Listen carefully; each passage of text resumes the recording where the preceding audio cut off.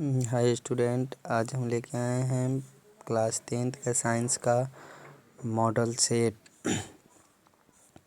तो आज हम सभी क्वेश्चनों का आंसर बताने जा रहे हैं। पहला प्रश्न, किसी दर्पण की फोकस दूरी ऋणात्मक होती है। किस दर्पण की फोकस दूरी ऋणात्मक होती है? तो ऑप्शन नंबर बी हो जाएगा, यानी अवतल दर्पण की फोकस दूरी ऋणात्मक होती है। दूसरा, दर्पण की फोकस दूरी और वक्रता त्रिज्या में क्या संबंध है? तो दर्पण की फोकस दूरी और वक्रता त्रिज्या में ये संबंध F=R/2 होता है। Option number B. अगला, तीसरा, सामान्य दृष्टि के लिए स्पष्ट दृष्टि की न्यूनतम दूरी होती है तो 25 सेंटीमीटर होती है। कितनी होती है? 25 सेंटीमीटर। ऑप्शन नंबर बी हो जाएगा। Option number B. चौथा, श्वेत प्रकाश का कौन सा रंग किसी प्रिज्म से गुजरने के पश्चात सबसे कम झुकता है? तो ऑप्शन नंबर सी हो जाएगा, लाल। कौन सबसे कम झुकता है? लाल। चौथा, प्रश्न संख्या 5वां, मानव आँख की रेटिना द्वारा बनाई गई छवि होती है वास्तविक और उल्टा। ऑप्शन नंबर बी होगी, वास्तविक और उल्टा। आकाश का नीला रंग प्रतीत होता है। आकाश का नीला रंग प्रतीत होता है तो प्रकाश के प्रकीर्णन के कारण। ऑप्शन नंबर बी, प्रकाश के प्रकीर्णन के कारण।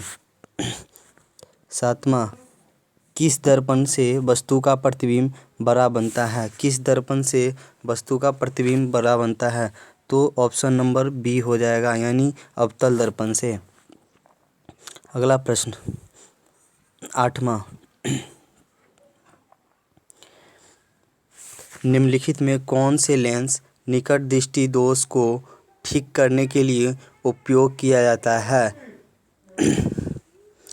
तो ऑप्शन नंबर सी हो जाएगा, अवतल दर्पण। ऑप्शन नंबर सी, अवतल दर्पण निम्न में कौन सा निकट दृष्टि दोष को ठीक करने के लिए उपयोग किया जाता है? तो अवतल दर्पण। अगला, निम्नलिखित में कौन उपकरण विद्युत धारा की उपस्थिति दर्शाता है? 9वां, निम्नलिखित में कौन उपकरण विद्युत धारा की उपस्थिति को दर्शाता है?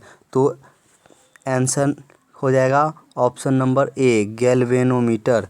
Option number A, galvanometer. अगला प्रश्न, दाएं हाथ के अंगूठे के नियम को किसने प्रतिपादित किया था? तो इसका ऑप्शन नंबर बी हो जाएगा, फ्लेमिंग ने।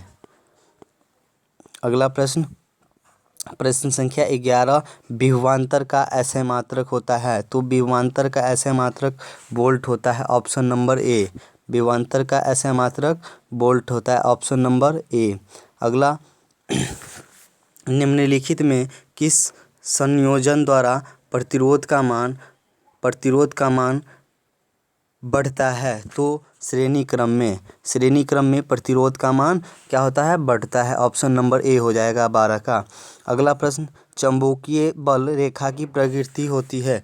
चुंबकीय बल रेखा की प्रकृति होती है तो ऑप्शन नंबर सी हो जाएगा, यानी ऑप्शन नंबर ए, काल्पनिक। ऑप्शन नंबर ए हो जाए, काल्पनिक।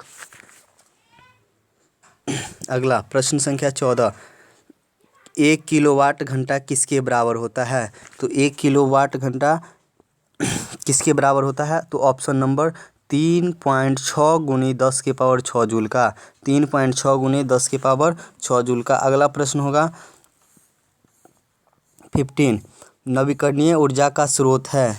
नवीकरणीय ऊर्जा का स्रोत है तो नवीकरणीय ऊर्जा का स्रोत पहला है नाभिकीय ऊर्जा, दूसरा सौर ऊर्जा, तीसरा कोयले से प्राप्त ऊर्जा, डी प्राकृतिक से प्राप्त ऊर्जा। तो ऑप्शन नंबर बी हो जाएगा, सौर ऊर्जा।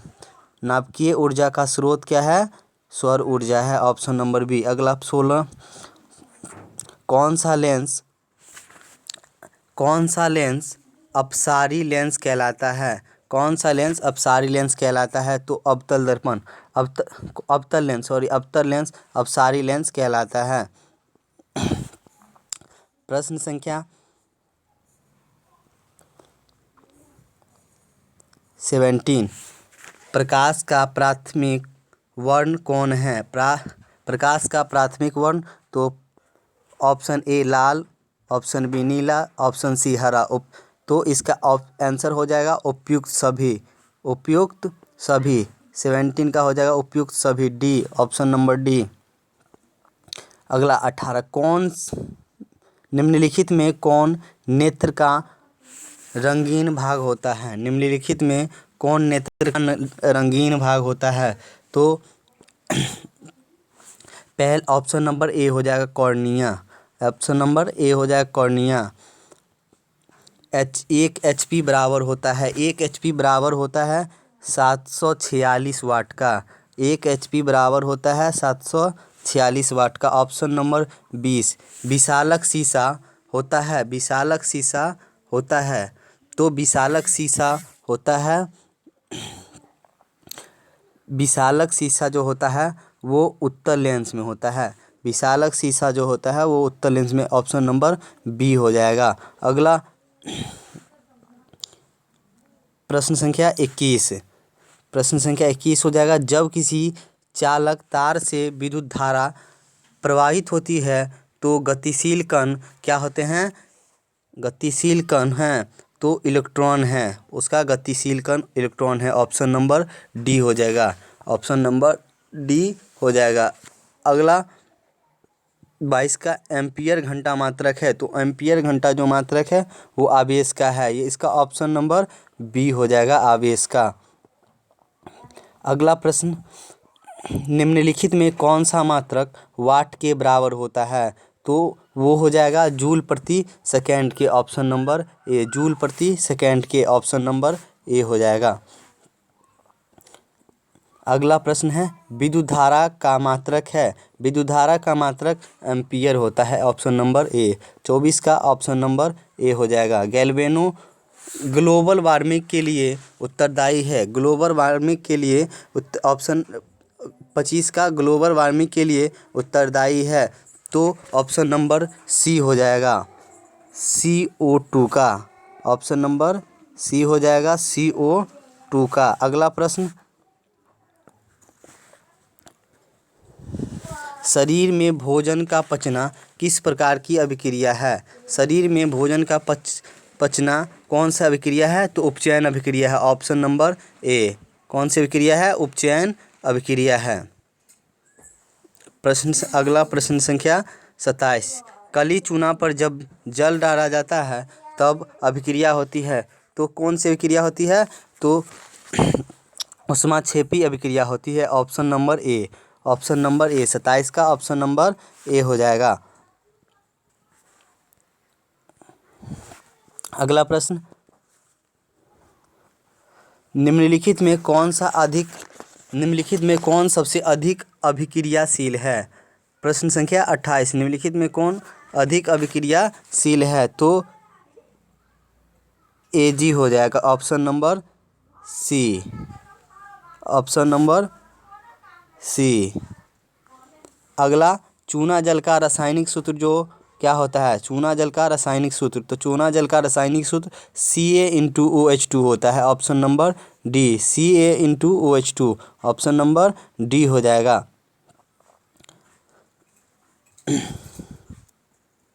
अगला प्रश्न संख्या 30, कोई विलयन लाल लिमटस को नीला कर देता है तो उसका pH मान जो होता है वो 7 से अधिक होता है, यानी 11 और 10, ए और बी दोनों होगा, यानी ऑप्शन नंबर डी हो जाएगा।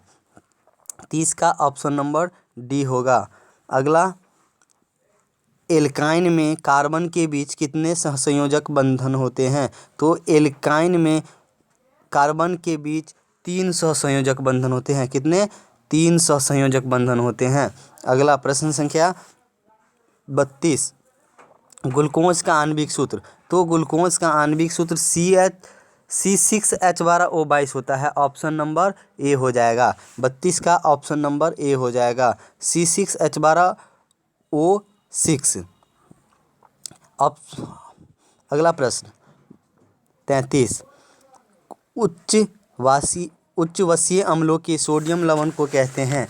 उच्च वसीय अम्लों के सोडियम लवण को कहते हैं, तो सोडियम लवण को, उच्चवसीय के सोडियम लवण को साबुन कहते हैं। ऑप्शन नंबर ए हो जाएगा, ऑप्शन नंबर ए हो जाएगा। अगला प्रश्न 34, अगला प्रश्न 34। तो -CHO अभिक्रियाशील मूलक को कहते हैं। तो -CHO अभिक्रियाशील मूलक को कहते हैं एल्डिहाइड। ऑप्शन नंबर ए हो जाएगा, एल्डिहाइड। क्या होगा? ऑप्शन नंबर ए होगा। अगला प्रश्न, प्रश्न संख्या 35। आवर्त सारणी के किसी आवर्त में बाएं और आवर्त सारणी के किसी आवर्त में आवर्त सारणी में बाएं से दाएं जाने पर तत्वों की परमाणु त्रिज्या घटती है। क्या होती है? तत्वों की परमाणु त्रिज्या घटती है, यानी ऑप्शन नंबर ए हो जाएगा, ऑप्शन नंबर ए हो जाएगा। निम्नांकित तत्वों को उनके अधातु गुण के अनुसार बढ़ते क्रम में सजाएं। तो अधातु गुण यहाँ दिया हुआ है Li, O, C, Be, F दिया हुआ है। तो इसको बढ़ते क्रम में क्या करना है? सजाना है। तो ऑप्शन नंबर बी हो जाएगा, ऑप्शन नंबर बी हो जाएगा, ऑप्शन नंबर बी हो जाएगा। अगला प्रश्न है, अगला प्रश्न है 37। सिलिकॉन क्या है? सिलिकॉन क्या है? तो सिलिकॉन एक उपधातु है। ऑप्शन नंबर सी हो जाएगा, 37 का सी हो जाएगा, 37 का सी हो जाएगा, ऑप्शन नंबर सी हो जाएगा 37 का। अगला प्रश्न है 38। निम्न में कौन विद्युत धनात्मक तत्व है? 38 का, निम्न में कौन विद्युत धनात्मक तत्व है? तो ऑप्शन नंबर सी हो जाएगा, सोडियम, यानी Na, option number C, sodium. अगला 39। टिहरी बांध का निर्माण किस प्रदेश में किया जाता है? सबसे मोस्ट क्वेश्चन है। टिहरी बांध का निर्माण टिहरी बांध का निर्माण किस प्रदेश में किया जाता है? तो ऑप्शन नंबर बी, उत्तराखंड में। किसमें? ऑप्शन नंबर बी होगा, उत्तराखंड में।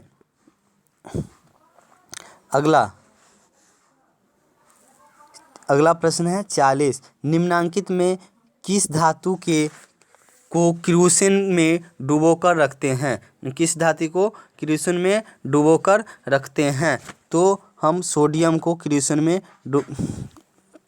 किरोसिन में डुबोकर रखते हैं। ऑप्शन नंबर बी हो जाएगा, 40 का, ऑप्शन नंबर बी हो जाएगा। फिर आगे हम फिर अगले वीडियो में देखेंगे। इतना ही।